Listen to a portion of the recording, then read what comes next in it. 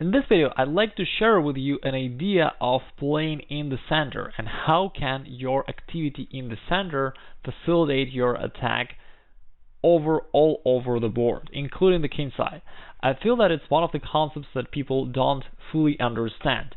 Like, most everyone heard that it's good to play in the center, but they don't always realize exactly how it's gonna help them checkmate an opponent's king. Let's find out. Here's the position from the European Championship between Boinch and Mayweld. Maybe I don't pronounce their names properly. Anyway, it's white to play. And what do you think about this? Is there any way for white to attack opponent's king? Well, it would be fairly difficult to do so. As you can see, most of the white's pieces are quite far away from the king. The king is also well protected by the surrounding pieces. Trying to open up the position there would require massive effort, because pushing your pawns would also weaken your king, and it's still not easy. Sacrificing pieces for those pawns also don't look like a feasible option. All in all, it seems like there is no clear way how white can possibly attack that king. But if we just think in general, how can white attack in this position? We know that the idea is to look at opponent's half of the board and ask yourself, how can I move my forces there to attack or take something? And with that in mind, you may come to the move pawn to e5, which is indeed the way to begin your attack in the center. Now, here you may notice an interesting thing. White may do this thanks to his advantage in the center. White has two pawns, d4 and e4, while black has none of his pawns in the central squares d5 and e5, which provides white with this advantage in the center. And the good thing about it is that anytime white wants to launch his attack, he may just push one of his pawns forward. This will help him to make this important shift from white's territory of the board into the black's territory of the board, which is the mark of a beginning of your attack. And the great thing for white is that he does not even have to sacrifice pieces or pawns or create some, pawn assault and take a lot of time to prepare it. No, white can begin his attack with just one move. And it happens thanks to his advantage in the center. That's why it's so important for you to try to have advantage in the center. In this position, white actually played e5 right away.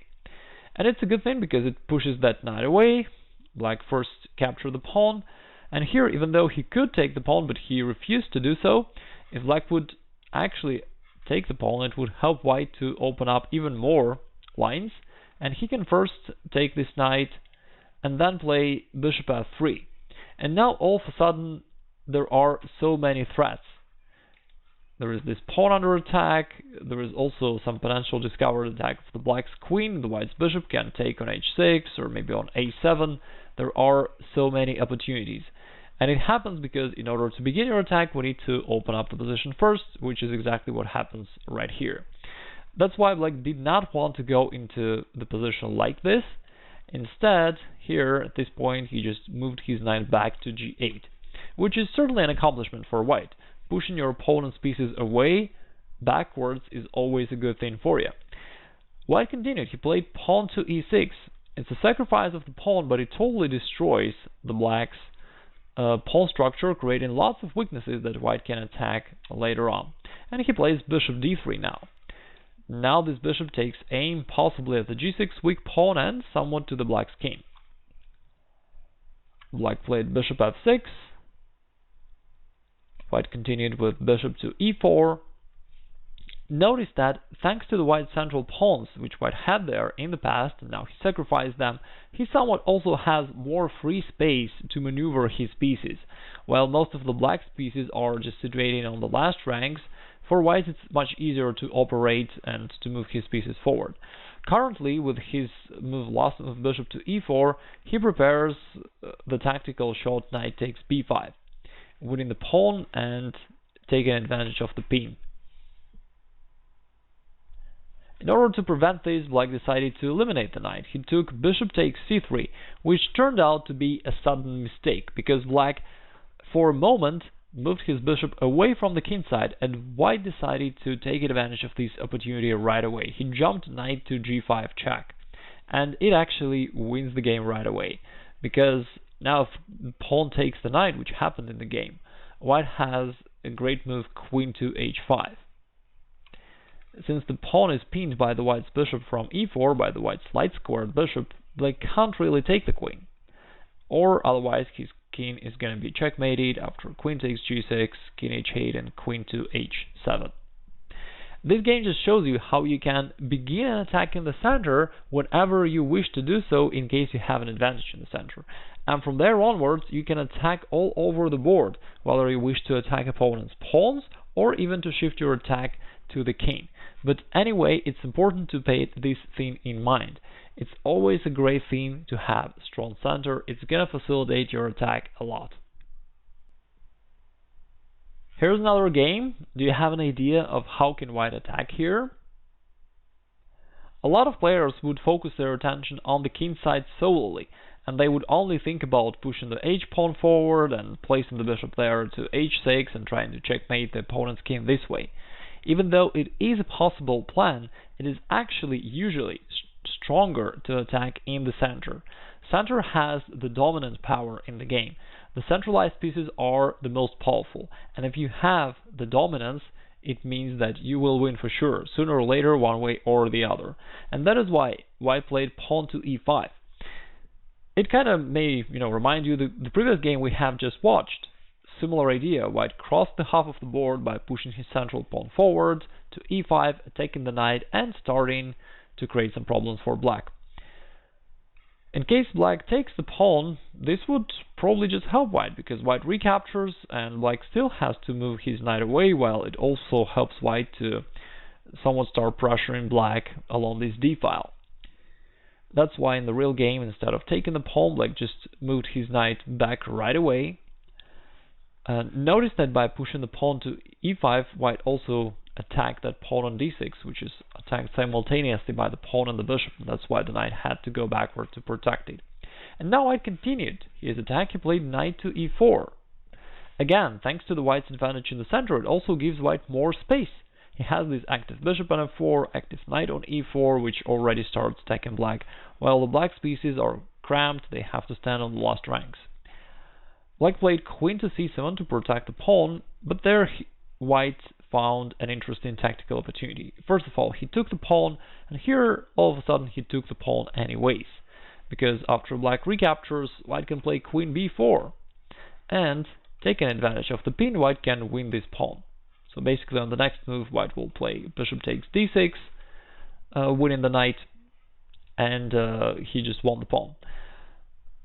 There was a long game after that. It's a game between two club players. They made a lot of mistakes down the road, and the game was drawn after all. But anyway, at this moment, white certainly has an advantage. And it just again shows you how easily you can begin an attack in the center. Finally, sometimes people wonder why to attack pawns if the purpose of the chess game is to checkmate opponent's king. The answer is pretty straightforward.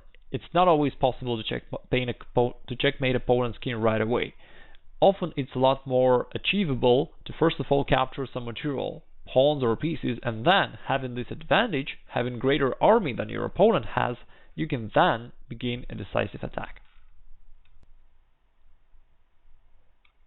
Here's the game between Sutovsky and Van Velde.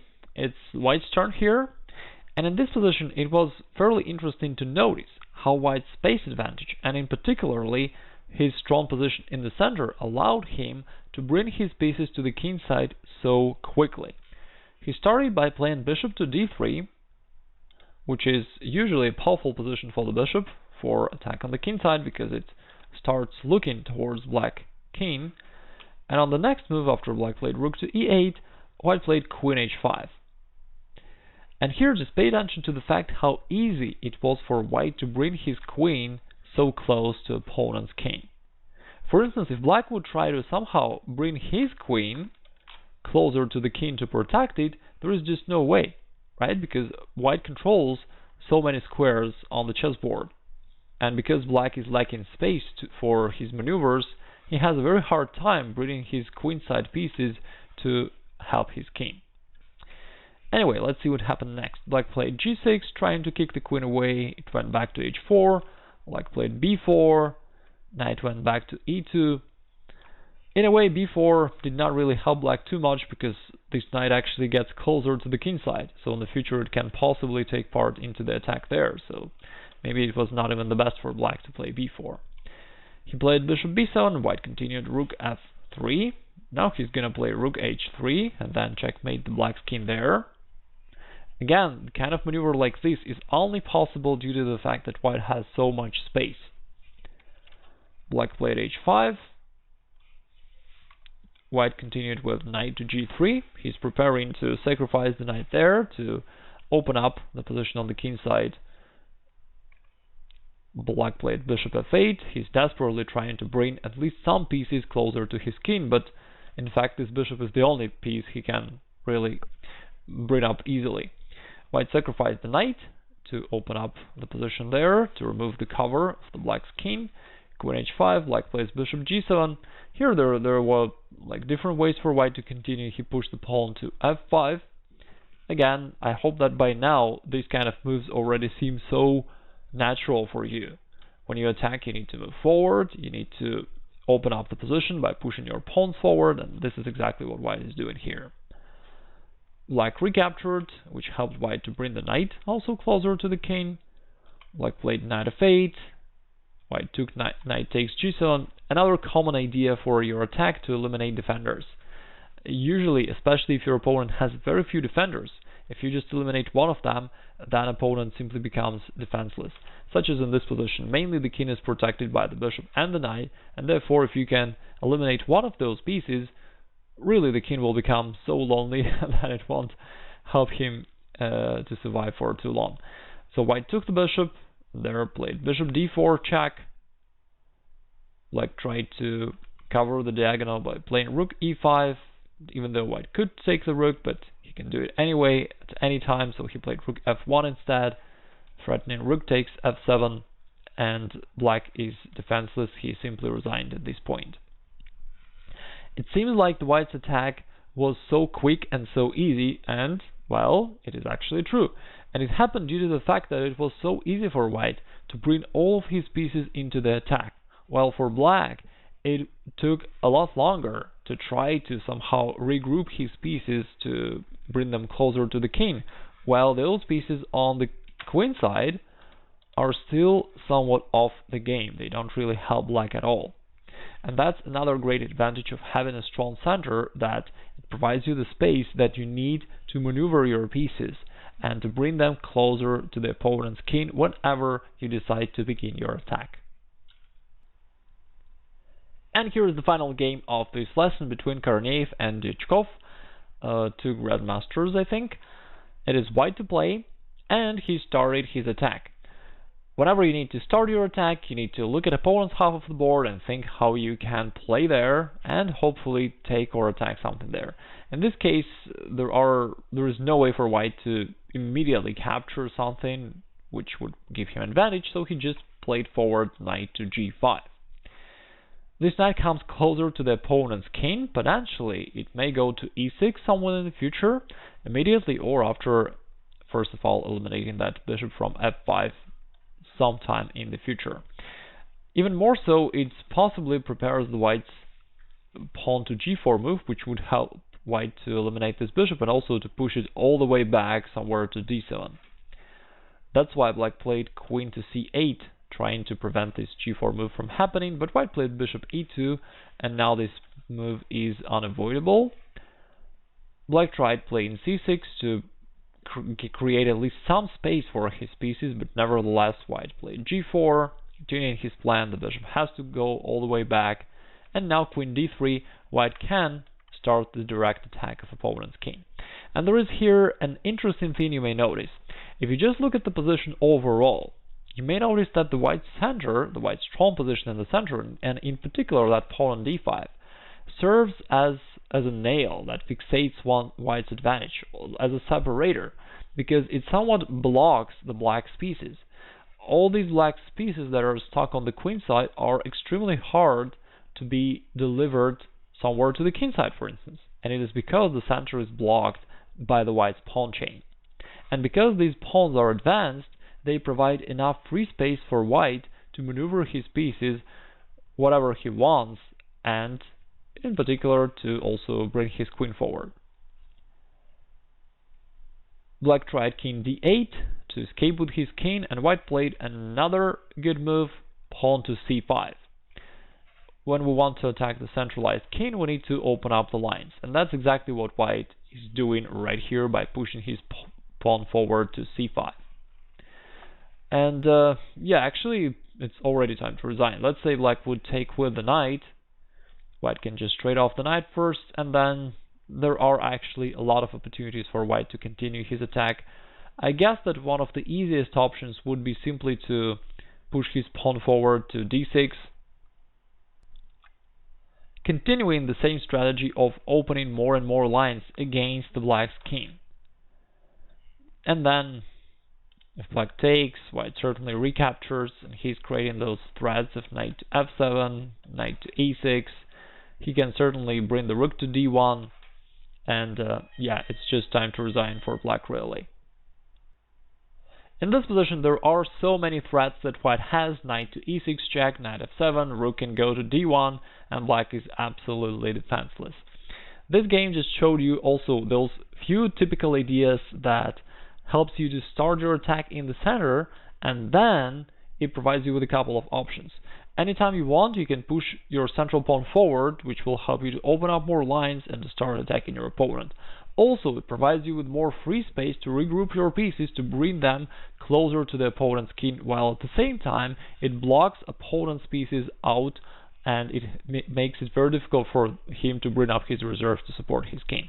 These were the main strategies for you to attack in the center, and from there onwards you can either continue in attacking there or to shift your attack to the king side. But I hope that by now it became clear to you why is this so important to play in the center, why all the opening tutorials tell you control the center, play in the center. It's because there are so many of advantages that it can provide to you down the road and can help you facilitate your attack in the future.